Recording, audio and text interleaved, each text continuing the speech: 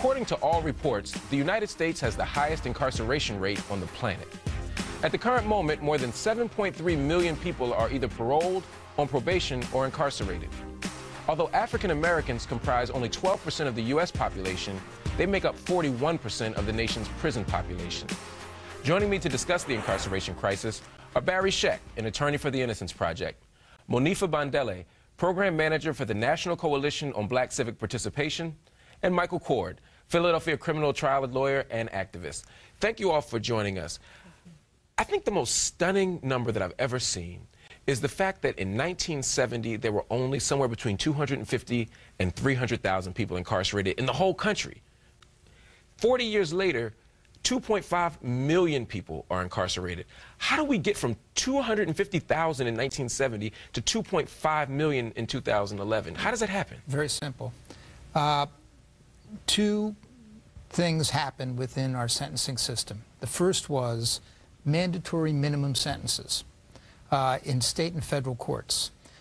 Just completely took discretion away from judges, and if you committed certain kinds of crimes, you were going to go to prison for long periods, period. That's it. And those were most often associated with drug laws. And the drug laws alone during that period are what accounts for the huge increase in incarceration. Monifa, the war on drugs began in 1984, and over that time, as Barry points out, we've seen this skyrocket in incarceration rates, particularly among African-American people, but really among poor people. Why is the war on drugs so central to this? If you looked in communities across class lines and across race, you'll find drugs. You'll find drug users and you'll find drug sellers.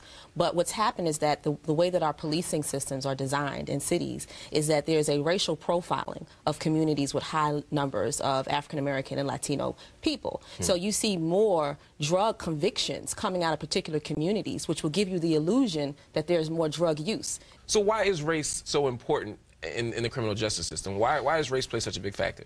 In terms of race, you know, people often say, well, Mike, you always play the race card, and why you always talk about race when it comes to the criminal justice system? My answer is simple.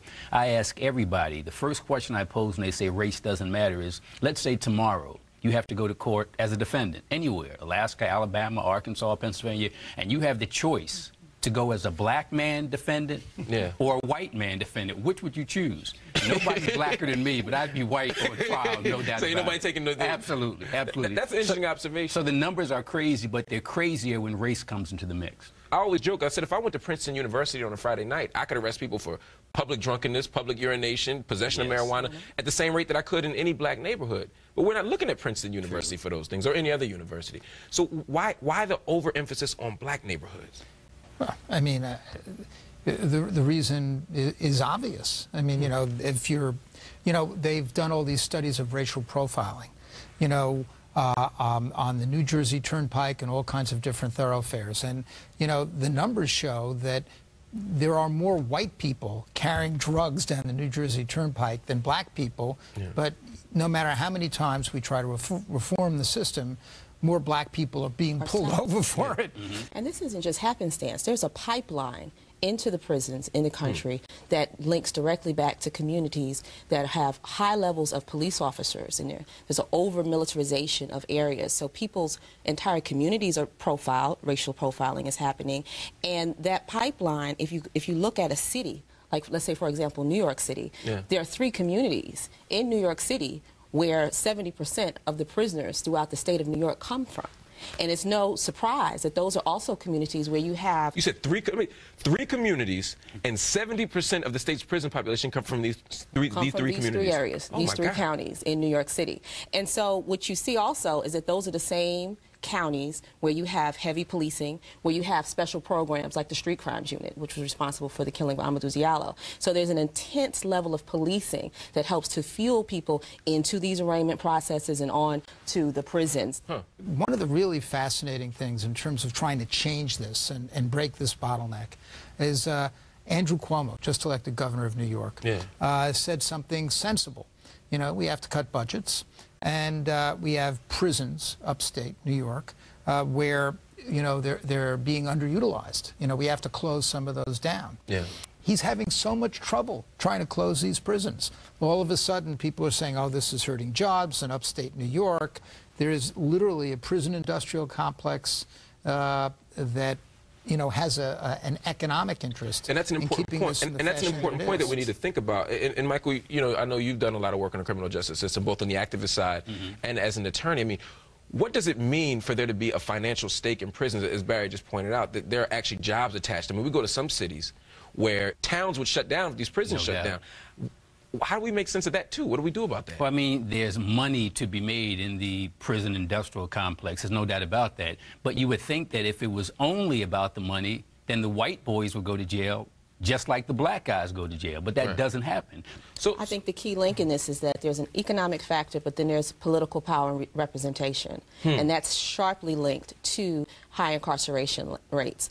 We keep focusing on the individual's loss of rights and political voice, which is a travesty nonetheless. But the entire community's political power is diminished when high levels of people from that community are incarcerated. In many states around the country, once you get a felony conviction, your right to vote is taken away from you. And you have Virginia and Mississippi in particular, where 1 to 3 and 1 to 4 black men in those states are disenfranchised. Now imagine the political voice and the political power of your community if 25% of the males in it can't vote. Barry, much of your work with the Innocence Project is dealing with people who've been wrongfully convicted. If you had to guess, what percentage of the people incarcerated right now would you say are wrongfully convicted? There are some pretty staggering numbers. There have been a number of studies, and people, have guesstimated. I mean, they've done a little better than that, but maybe what you want to be conservative, say 3% of people are wrongfully convicted, may very well be higher.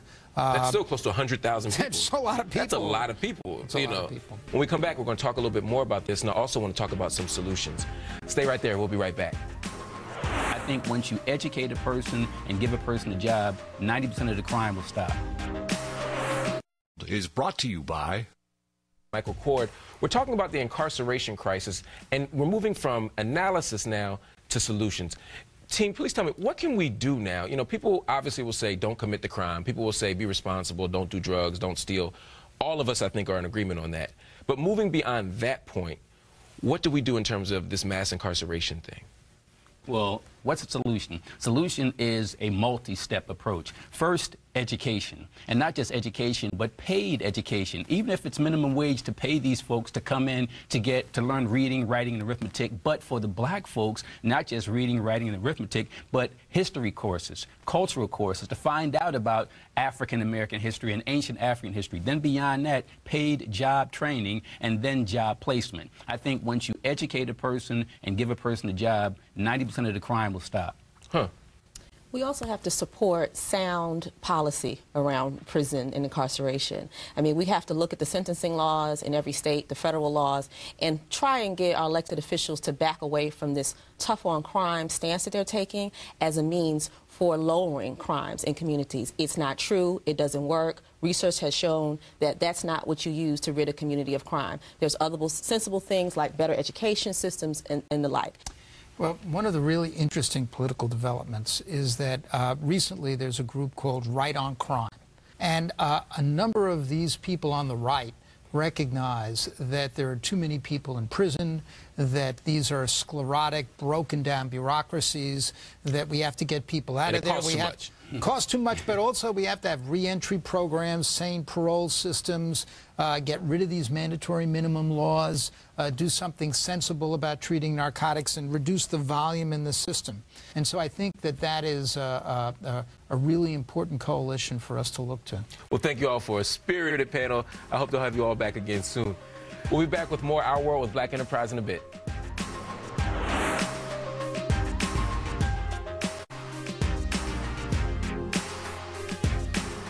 That wraps it up for us here at Our World with Black Enterprise. I'm Mark Lamont Hill here at the 6th Annual Black Enterprise Women of Power Summit. Be sure to visit us at blackenterprise.com. Also, make sure you check me out on Facebook and follow me on Twitter. Thanks for watching. We'll see you next week.